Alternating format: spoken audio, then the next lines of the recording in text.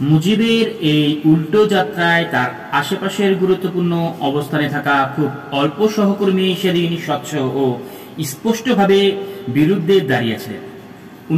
292 জন সরকার দলীয় সংসদ সদস্যের মধ্যে কেবল জেনারেল এম.এ.জি. ওসমানী ও ব্যারিস্টার মইনুল হোসেন চতুর্থ সংশোধনী মেনে নিতে না পেরে সংসদ সদস্য পদ ছেড়ে দেয়।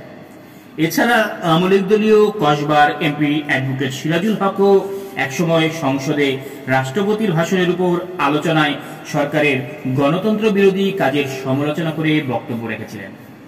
সংসদে সংবিধানের চতুর্থ সংশোধনী বিল উত্থাপনের আগে 18 জানুয়ারি আওয়ামী লীগ পার্লামেন্টারি পার্টির সর্বশেষ যে বৈঠক হয়, সেখানে সম্ভাব্য সংশোধনী প্রস্তাবের বিরোধিতা করে জেনারেল ওসমানী বলেছিলেন, আমরা আইয়ুব খানকে দেখেছি, আমরা ইয়াহিয়া খানকে দেখেছি, আমরা শেখ মুজিবুর রহমানকে শেখ মুজিবুর রহমান খান হিসেবে দেখতে চাই না। ওসমানী বা মইনুল হোসেন বা সিরাজুল হককে এইরূপ বিরোধী অবস্থানের কারণে তাদের বিরুদ্ধে প্রতিহিংসামূলক কোনো আচরণ করা হয়েছে বলে জানা যায় না। সেই সভায় জেনারেল ওসমানী, ব্যারিস্টার মইনুল হোসেন ছাড়াও নূরে আলম সিদ্দিকী অত্যন্ত যুক্তিপূর্ণ জোরালো বক্তব্যের মাধ্যমে একদলীয় শাসন ব্যবস্থার তীব্র বিরোধিতা করলেন। যারা এর পক্ষে বলেন তাদের যুক্তির চেয়ে আবেগই বেশি ছিল। বেশিরভাগ পক্ষের বক্তব্য ছিল এমন, বঙ্গবন্ধু আপনি যাই করেন সেটাই ভালো, যে সিদ্ধান্ত নেবেন সেটাই সঠিক এবং যা বলেন সেটাই শেষ কথা।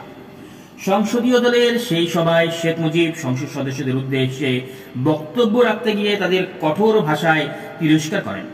সংসদ সদস্যদের ঢালাওভাবে দুর্নীতিবাজ বলেন।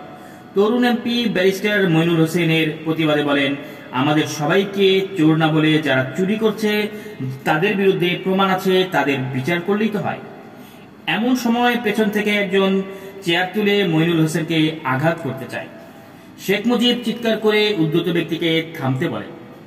সংসদে দলের বৈঠকের শেষ দিন 21 জানুয়ারি মিজানুর রহমান চৌধুরীর বক্তৃতা করার কথা ছিল। সেদিন তিনি বেশ সেজেগুজে স্যুট পরে গিয়েছিলেন। সবার কাজ শুরু হওয়ার পর সৈয়দ নজরুল ইসলাম আলোচনায় সূত্রপাত করলেন। তিনি বললেন, বঙ্গবন্ধু আপনি সরকার পদ্ধতি সম্পর্কে যে সিদ্ধান্ত গ্রহণ করতে চাচ্ছেন সেটা আসলে কি এবং কেন এই সিদ্ধান্ত নিচ্ছেন তা বুঝিয়ে বলুন। আপনি যা বলবেন তাই গৃহীত হবে এবং পরে তা আইনে পরিণত করা হবে। বঙ্গবন্ধু বলেন, তিনি সংসদীয় পদ্ধতির সরকারের পরিবর্তে প্রেসিডেন্ট পদ্ধতির শাসন ব্যবস্থা প্রবর্তন করতে চায়। বহুদলীয় গণতন্ত্রের পরিবর্তে একদলীয় শাসন ব্যবস্থা প্রবর্তন করতে আগ্রহী। এই প্রসঙ্গে শেখ মুজিব আরো বলেন, তিনি কোনো কিছু চাপিয়ে দিতে চান না। উপস্থিত সংসদ সদস্যগণ আলোচনার মাধ্যমে যা স্থির করবেন সেটাই তিনি গ্রহণ করবেন। শেখ মুজিব সংক্ষিপ্ত বক্তব্য দিয়ে এর উপর আলোচনা করার আহ্বান জানায়। মিজানুর রহমান চৌধুরী আলোচনায় অংশগ্রহণ করার জন্য দাঁড়ান। তার সামনে শেখ মুজিব এবং 4 সিনিয়র নেতা উপস্থিত। কথা শুরু করার ক্ষণেই শেখ মুজিব আকস্মিকভাবে দাঁড়িয়ে আহ্বান জানালেন, যারা আমার বক্তব্য সমর্থন করেন তারা হাত উঠাও। পলকের মধ্যে সভাস্থলে হাত উঠে গেল। আড়ালে 2-4 জন হাত না তুললেও এমন ভাবে বসেছিলেন যাতে তারা বঙ্গবন্ধুর দৃষ্টির আড়ালে থাকতে পারে। সেই সময় জেনারেল ওসমানী ও মইনুল হোসেন সভাস্থলে উপস্থিত ছিলেন না।